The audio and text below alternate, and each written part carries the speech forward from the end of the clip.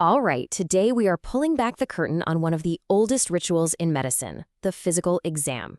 We're going to decode all those taps, presses, and weird-sounding questions so that you can go from just being a patient to being an active, informed partner in your own health. You know that feeling, right? You're sitting on that crinkly paper on the exam table, and you're just wondering, what is my doctor actually looking for with all this poking and prodding? It can feel a little mysterious, like a one-sided conversation. Well, today we're cracking the code. So here's our game plan. First, we'll talk about setting the stage, because believe it or not, the exam starts the second your doctor walks into the room. Then, we're going to go on a little clue hunt, looking at things from your hands to your eyes. After that, we'll dive deep into the main event, the abdominal exam itself. And finally, we'll see how it all comes together.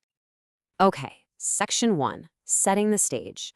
A really great physical exam isn't just about a checklist of tests. It's a conversation, and it starts way before that cold stethoscope ever touches your skin. Before anything else happens, it's all about connection.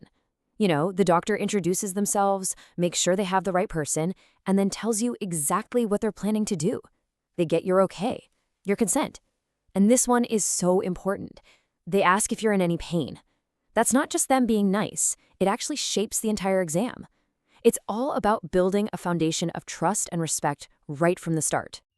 Now, forget all the high-tech scanners for just a second. The most powerful tools a doctor has are their own senses. It really boils down to 4 basic techniques. You've got inspection, which is just a fancy word for looking, palpation, that's feeling or touching, percussion, which is tapping, and auscultation, that's listening. These 4 simple actions, they're the bedrock of the entire physical exam.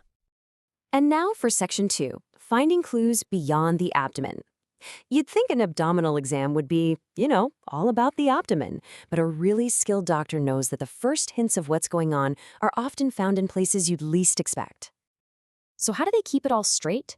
Well, doctors love their mnemonics. PICKLE is a classic one. It's like a mental checklist to make sure they don't miss any key signs. It stands for pallor, which is paleness, icterus, another word for jaundice, cyanosis, which is a bluish tint to the skin, clubbing of the fingers, lymphadenopathy, that's just the medical term for swollen lymph nodes, and finally, edema, which means swelling. It is absolutely wild how much your hands can tell a doctor. Just take a look at this. If your nails are kind of spoon-shaped, that could be a hint of iron deficiency. A really white nail bed might point to liver issues. And finger clubbing, where the whole angle of your nail starts to change, that can be a super subtle clue for serious conditions like Crohn's disease or cirrhosis. The clues are literally right there at your fingertips. And the detective work doesn't stop there. It continues with a face. A doctor might gently pull down your lower eyelid to check for paleness, another classic sign of anemia. That yellowing in the whites of the eyes, that's the telltale sign of jaundice. Even little cracks at the corners of your mouth can point to specific vitamin deficiencies. We're already gathering a ton of information, and we haven't even gotten to the main event. All right, let's get into it. Section 3, the abdominal exam. Now, this is where things get a little different. The abdomen is a special case, and examining it properly requires a very specific order of operations to get things right. So the very first step, once again, is just looking, inspection. But this isn't some casual glance. It's a detailed scan, looking for the stories your body has to tell. Things like old surgery scars, any unusual swelling or distension, hernias, or that yellow hint of jaundice. The doctor is piecing together a puzzle before they even lay a hand on you. And here is that unique order I was talking about. We start with looking, but then, and this is key, we jump straight to listening before we do any tapping or pressing. So why the switch up? Well, it's because poking and tapping on your belly can actually stir things up and change the sounds your gut is making. To get a true, unfiltered listen, the doctor has to do it first, while everything's still quiet. So that second step, auscultation, is all about listening. With the stethoscope, the doctor's basically eavesdropping on your digestive system. They're listening for those normal gurgles and rumbles. Is the gut super quiet, or is it really hyperactive? Either way, it can be a huge clue about what's going on inside. Next up, we have percussion. Now, this might look a little strange, but this gentle tapping is kind of like a doctor's built-in sonar. Think about it. It's like tapping on a wall to find a stud. The sound that comes back tells the doctor what's underneath. A hollow, drum-like sound is normal over your intestines, which are full of air. But a dull thud? That can tell them exactly where a solid organ, like your liver, is located. Finally, we get to palpation, or pressing, and this is done in 2 stages. First comes a light palpation, just using the flat of the hand to gently check all the different areas of the abdomen.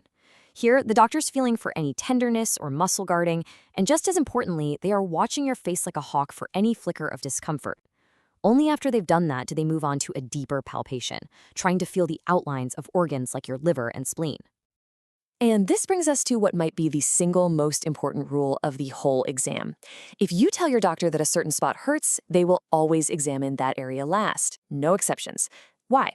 Because if they press on a sore spot right away, your abdominal muscles are going to tense up instinctively, and that makes the rest of the exam way less accurate.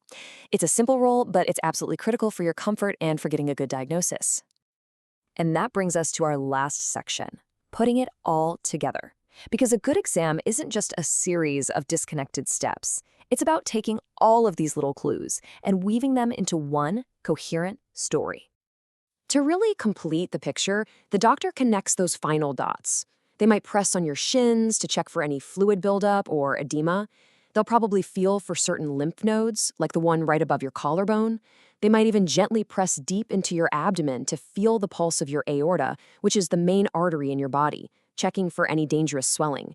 Each of these checks adds another vital piece to the diagnostic puzzle. Because when you get right down to it, a physical exam is so much more than just a mechanical checklist. It's this incredible blend of science and human connection. It's a conversation where your body is providing the answers, and the doctor's job is to ask the right questions using their eyes, their ears, and their hands. So the next time you're at a checkup, you'll know what's happening and, more importantly, why it's happening. You'll get that every single part of the exam is just another chapter in a story. Your body is telling it, and now you actually know how to help your doctor read it.